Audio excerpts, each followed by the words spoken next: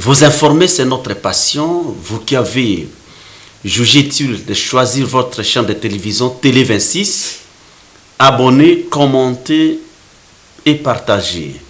Télé 26 regorge 5 émissions, comme je l'ai dit toujours. Nous avons la première émission, la découverte. Nous avons le christianisme. Nous avons où en sommes-nous. Nous avons les débats et les face-à-face. Les face-à-face, c'est une émission où nous recevons les politiciens, les hommes politiques, les professeurs d'université, les jeunes, de parler de l'actualité, question d'actualité. Nous avons aussi promis depuis la fois passée de faire une série d'émissions pour la province du Sankourou. On s'est rendu compte que la province du Sankourou se trouve au rabais. La province n'évolue pas. Les différents chantiers amorcés n'avancent pas. On ne comprend pas. On a toujours tendance à interroger les politiciens, les notables du Sankourou que vous connaissez, qu'on n'a pas besoin de citer ici. C'est eux qui donnent des déclarations. Et nous avons décidé cette fois-ci d'interroger tout le monde. Les jeunes, les étudiants, les commerçants, les opérateurs économiques, les vendeurs, tous les Sankourois. Partout où vous êtes, nous avons besoin de vous interroger pour donner votre point de vue sur les causes qui bloquent la province de Sankourou et les pistes de solutions. Sans pourtant traîner, nous recevons aujourd'hui un jeune très ambitieux, un jeune très engagé pour le développement de la province de Sankourou. Il parle, il fait des observations, il sillonne la province, il connaît les causes et les pistes de solutions pour la province de Sankourou. Monsieur Albert Ohito. Bonjour. Bonjour, cher Émile. Merci. Ok. Nous vous invitons pour nous parler un peu de la province de Sankourou. Depuis le démembrement jusqu'à aujourd'hui, on voit comme si rien n'est fait au Sankourou. On ne comprend pas. Selon vous, en tant que jeune Sankourois, ça a été parti pris ou ça vouloir accuser tel ou tel, parce que certains nous disent que non, la responsabilité est partagée. Qui bloque la province de Sankourou, selon vous? Cher Émile, merci. Merci pour l'invitation. Je tiens à vous féliciter pour la création de cet espace qui nous permet maintenant de parler sur les différentes questions de la vie nationale, de la vie provinciale aussi, et de la vie communautaire. Ça pour autant prendre assez du temps, je tiens à présenter mes compassions aux amis qui se trouvent à l'est de la République, nos deux territoires occupés par les rebelles, les Rwandais et leur supplétif MV3FC. Je tiens vraiment à présenter mes compassions envers nos frères qui se trouvent dans cet espace de la République, dont nous remarquons l'effort du chef de l'État qui ne fait coûte que pour récupérer et mettre fin à ce scénario qui passe à l'est de la République. Tout droit, je vais répondre à votre question à ce qui concerne le blocage du province. Le blocage de la province de Sankourou depuis le démembrement jusqu'à ce jour. Moi, je pense que les Sankourou, il est temps déjà de dire aux Sankourouis que les Sankourou méritent une gouvernance de qualité. Les Sankourou est une province comme toute autre province de la République démocratique du Congo. Mais nous remarquons que depuis que les Sankourou est autonome en termes administratifs, les Sankourou ne fonctionnent pas normalement. Vous me posez la question de savoir si qu'est-ce qui est à la base du blocage. Moi, je dirais le blocage au Sankourou, c'est le Sankourois eux-mêmes. Comment? Le Sankourois eux-mêmes parce que dans les différents régimes, selon nos petites investigations, on a appris que les différents régimes OI a donné beaucoup de chances aux Sankourois. Et vous allez remarquer que même au temps de l'ancien président de la République, que je ne dois pas citer son nom ici, certains fils de Sankourou ont eu à bénéficier de grandes responsabilités. Entre autres, les uns étaient membres des institutions influentes de la République, les autres étaient proches du président de la République, et voir les Sankourou se trouver à l'état où elle est maintenant, et où, bon, c'est la province, la province se trouvait à l'état où elle est maintenant, ça nous fait mal, nous, comme Sankourouas. Alors, celui qui bloque le développement de Sankourou, c'est la mauvaise foi, la mauvaise volonté des acteurs. Si je comprends bien, ouais. Aux téléspectateurs qui nous écoutent, qui nous suivent, Oui. selon vous, ce qui bloque le développement de la province de Sankourou, c'est la mauvaise gouvernance. Voilà. Selon vous, depuis Berthaud Lungu, en passant par Moukoumadi, Kitenge, Lodi R, Lodi D aujourd'hui, donc on n'a pas encore connu une assemblée, un gouvernement responsable. On n'a pas connu jusque-là une gestion sereine de la province. Moi, je peux dire et j'assume que depuis que les Sankourou existent comme province, je peux dire, et peut-être ça va être fort pour les uns, mais j'assume, les Sankourou n'a pas encore connu les hommes d'État à sa tête. Quand entendez-vous parler d'un homme d'État? Oui, lorsque le Sankourou connaîtra un homme d'État, je vais peut-être vous le signifier et puis après, on va vraiment remarquer le développement ou bien les changements. Parce que depuis que les Sankourou existent, les animateurs de la province n'arrivent pas à s'entendre entre eux. Vous savez, la province a des institutions. Nous avons la toute première institution politique, et nous avons l'Assemblée provinciale. Et en deuxième position, nous avons le gouvernement provincial représenté par le gouverneur de province. Mais depuis que notre province existe comme administration autonome, il n'a jamais eu une cohésion institutionnelle. Mais ce n'est pas une contradiction parce que vous dites que non, ce qui bloque, oui, c'est mauvaise gouvernance. Oui. Mais vous dites de l'autre côté que ce qui bloque aussi, c'est il n'y a pas la cohésion. Parce que si les animateurs que vous appelez qui ne facilitent pas la cohésion, oui, ne sont pas forcément aux institutions provinciales. Non, mais ce sont ces institutions-là, représentées par le précité là, le gouverneur et l'Assemblée provinciale, ce sont ces gens qui n'arrivent pas à travailler dans la cohésion pour faciliter la tranquillité. Comment expliquer qu'une province qui n'a jamais fait une année de tranquillité, comment voulez-vous que cette entité soit développée?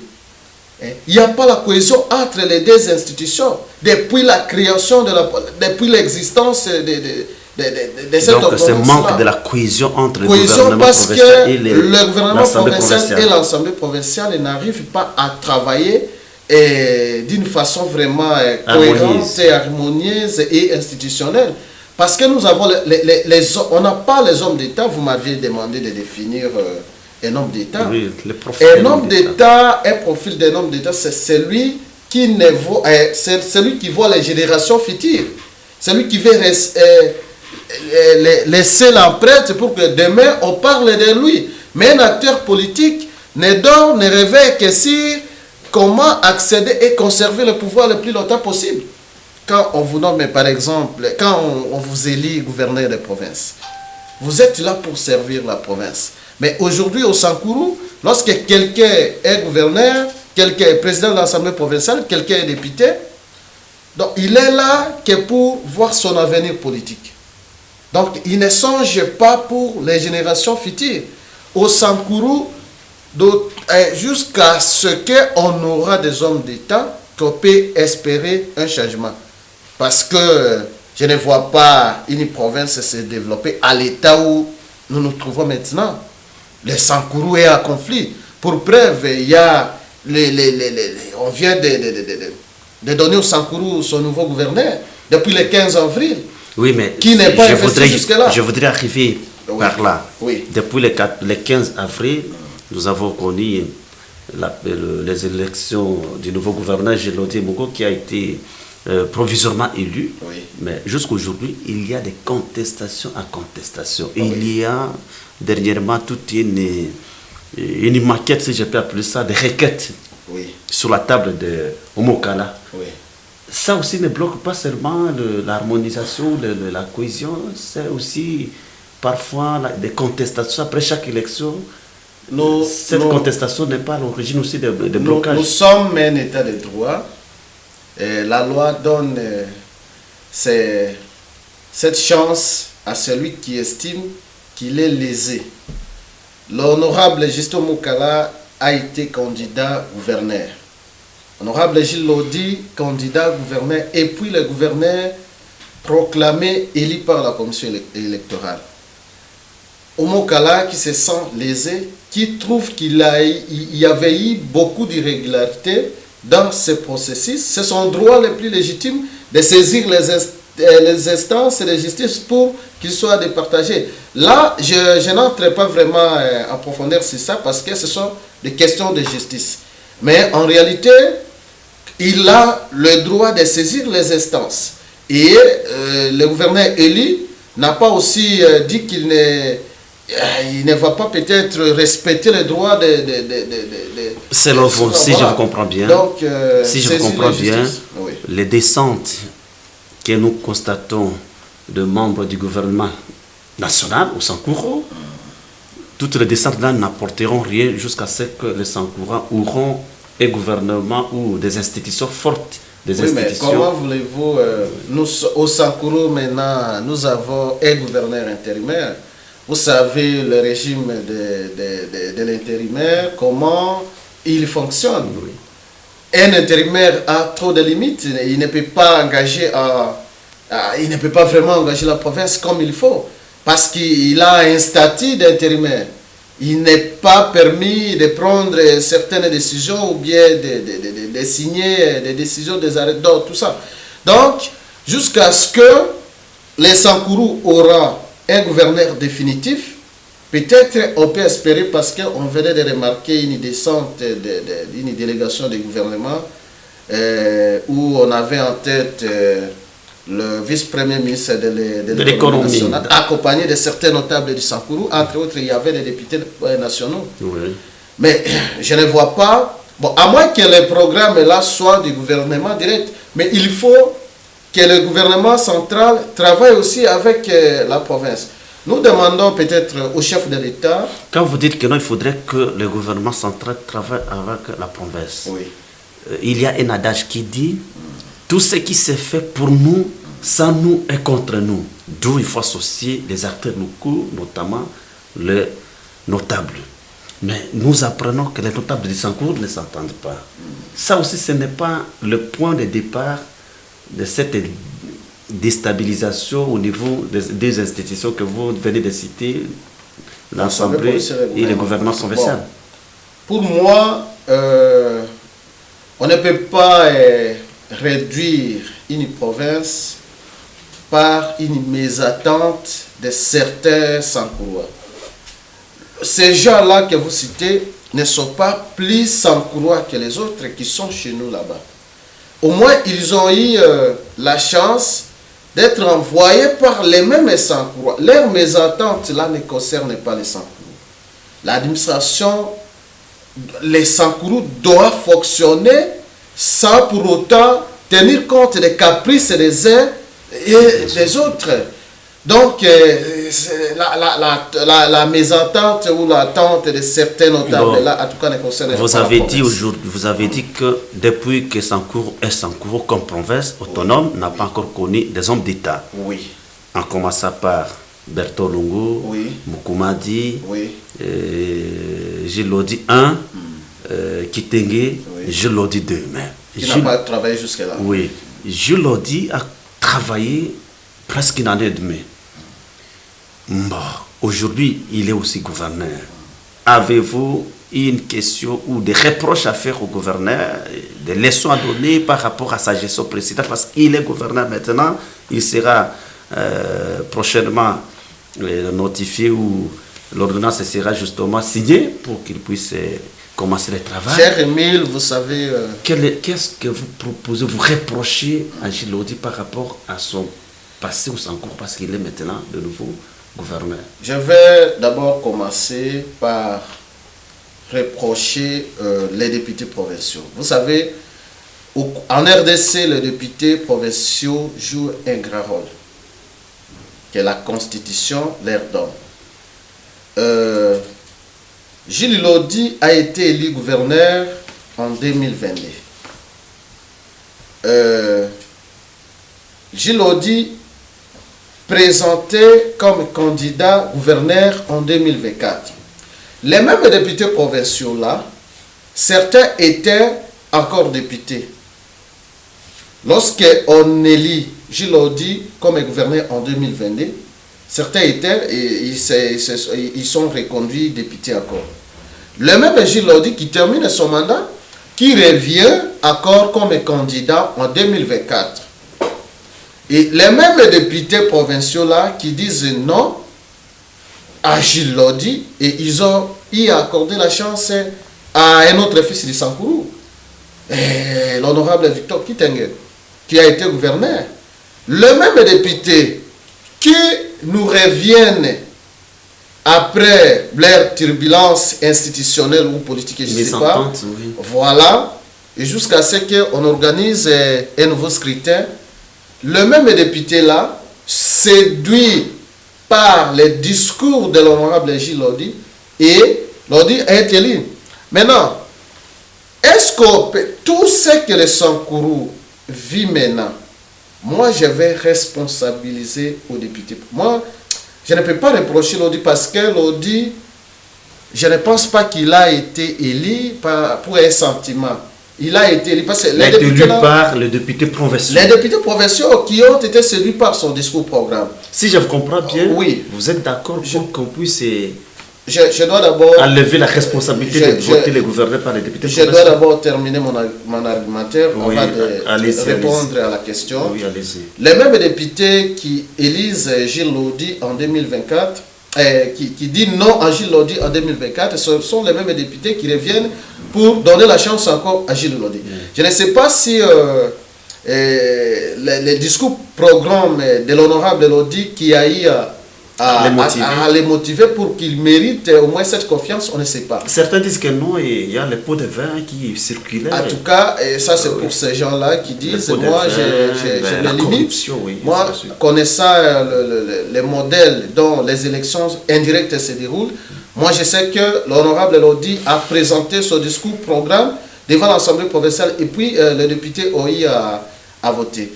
Mais ce que je ne vois pas un peu du tout cohérent, du fait que ce sont les mêmes députés qui ont dit non à Lodi et ce sont eux-mêmes qui viennent encore donner la chance. Oui, parce ils peuvent nous expliquer, on ne sait pas. Il s'est demandé pardon, c'est là. Non, mais il a tourné la page. En termes de gestion de l'État, il n'y a pas de pardon. Comment on peut... C'est pourquoi j'ai dit... Je responsabilise tout à nos députés provinciaux. Donc, je vous ai dit au début, depuis le démembrement que nous avons, province de Sankourou, province autonome, oui. Ce sont les députés provinciaux qui ont réduit la province au rabais. Évidemment, parce que... Ce n'est pas la responsabilité partagée, comme certains disent que non, les commerçants ne payent pas l'impôt, les notables des partis politiques envoient leurs acolytes pour bloquer parfois les passages des gouverneurs, créent l'insécurité dans des territoires, dans des secteurs, essaient de bloquer le gouverneur, ainsi de suite, comme le gouverneur nous disait ici, comment il s'appelle encore, Moukoumad nous disait, dit non, si vous voulez arriver à Lodja, avant d'atterrir, il faut appeler un notable de Lodja, il donne l'autorité, si l'accord s'il ne décroche pas, les militaires qui sont là-bas vont vous écraser. Vous arrivez à Katakombe, il y a un grand notable, il faut l'appeler. Alors, mais est-ce que ça aussi n'est pas la base des blocages? Parce qu'il faut que le gouverneur négocie avec ces individus qui ont aussi des caprices. Une fois n'a pas donné son feu vert, il commence les arrestations, dit non, ok, c'est injuste, et ainsi de suite. Est-ce que les désaccords... L'État est représenté par une certaine administration au sein de la province. Je cite les gouverneurs, je cite l'Assemblée provinciale. Moi, je ne vois pas comment vous pouvez évoquer tout ce que vous évoquez là-bas.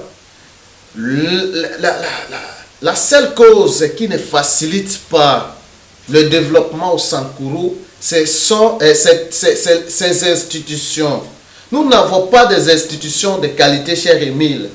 Nous n'avons connu que les gouverneurs qui sont à la tête de la province pour régler des comptes aux gens. Nous n'avons connu les assemblées provinciales qui ne font que régler les comptes aux gens. Comment expliquer une province, les autres provinces sont en train de décoller, mais le Sankourou ne décolle pas. À tout moment, il y a des motions. Tantôt, les présidents de l'Assemblée provinciale tombent, tantôt les gouverneurs, tantôt tout. Et vous croyez que ce sont ces gens-là qui appellent leurs militants pour aller dire aux députés que non, il faut faire tomber, par exemple, Lambert Makonjo, vous êtes jeune, vous avez parfois l'espoir pour le développement de la province de Sankourou. Êtes-vous optimiste pour le développement de la province de Sankourou ou vous êtes sceptique, dis non, il n'y aura rien? Non, moi je ne peux pas maudire la province, c'est quand même, mais on espère. Mais nous devons... Vous espérez avec l'arrivée des Gilles-Lodi? J'insiste, moi je n'ai pas reçu mandat de Lodi pour parler... Non, si vous pensez qu'il peut apporter un plus. Je ne pense pas qu'il peut apporter un plus.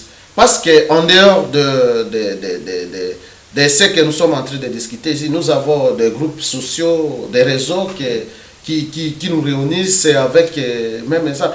Je comprends, mais l'honorable Lodi en soi lui-même peut-être ne peut pas avoir de problème. Il a un modèle peut-être de sa gouvernance, je ne sais pas.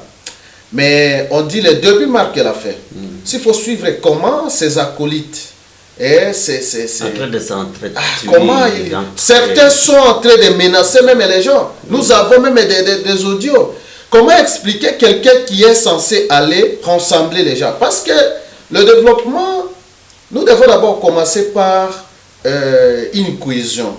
Le développement, nous devons avoir vraiment un sens là de l'unité. Nous devons avoir un sens de l'unité. Mais s'il faut suivre comment les acolytes, comment les compagnons d'élite de l'honorable Lodi sont en train de menacer les gens, vous allez conclure en disant que non, il ne fera rien. On espérera vraiment rien, surtout dans des ans, on ne sait pas. Mais je félicite l'honorable Lodi à son temps sur les plans sécuritaires, parce que avant qu'il ne soit gouverneur, parce qu'on ne peut pas tout voir. Lui-même a dit que non, tout n'a pas été noir, tout n'a pas été rose. Voilà. Donc vous reconnaîtrez je reconnais quand même sur le plan sécuritaire, il a eu à faire quelque chose, parce que en 2023, on était tous au Sankourou, on comprenait les réalités, comment c'est passé, mais à son arrivée comme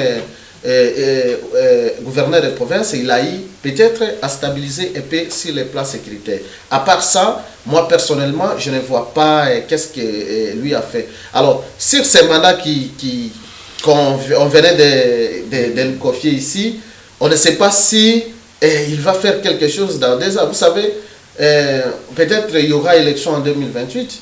L'année 2027 sera année préélectorale, et 2028, ça sera une année purement électorale. Bon, je ne sais pas qu'est-ce que le gouverneur élu peut aller faire dans une année et demie pratiquement qui nous reste ici. Donc, espérer le développement avec l'actuel gouverneur, bon, je donne la chance à la province, mais pas tellement, parce qu'il y a même plus assez de temps. De deux, s'il faut suivre comment ces gens sont en train Oui. Merci. Vous reprochez trop aux députés provinciaux, n'est-ce pas? Vous avez trop reproché aux députés provinciaux d'être à la base des destructions. Qu'est-ce que vous leur proposez? Je propose aux députés, je continue à demander à nos élus d'être les hommes d'État. Les hommes d'État ne se tiraillent pas. Certains députés sont à l'Assemblée provinciale pour ne chercher que de l'argent. J'assume ces propos parce que, en dehors de votre plateau ici, nous menons des investigations. Merci Albert. Les députés ne nous facilitent pas la tâche. Et nous demandons aux Sankourois prochainement, quand il y aura élection, il faut qu'il y ait les hommes de qualité à la tête, surtout de cette institution d'une importance capitale. Donc, l'Assemblée provinciale n'est pas n'importe quelle institution. Nous devons avoir une Assemblée provinciale qui va faciliter le développement de la province. Merci Albert Ouito, un jeune engagé dans le monde politique. Il est Sankoura d'origine. Vous qui voulez les compléter ou les critiquer par rapport à toutes ces déclarations, les micros à votre possession. Il a très bien dit que la destruction de la province de Sankourou, à la base, députés provinciaux qui se tiraillent, sinon ils peuvent être considérés comme des marionnettes ou certains les téléguides ou liés d'être les hommes d'État qui ne subissent aucune pression. Donc, vous qui avez besoin de parler de la province de Sankourou, les micros à votre possession, venez compléter Albert Ouito, venez donner vos propositions, vos pistes, parce que nous avons besoin de pistes. Lui, l'unique piste qu'il nous donne aujourd'hui, que les Sankourois aient, ou les Sankourous aient, des hommes d'État. Des hommes d'État qui ne subissent aucune pression extérieure. Vous qui nous suivez à travers le monde, via différentes plateformes digitales, abonnez, commentez, vous ne serez jamais dessus. À tout à l'heure.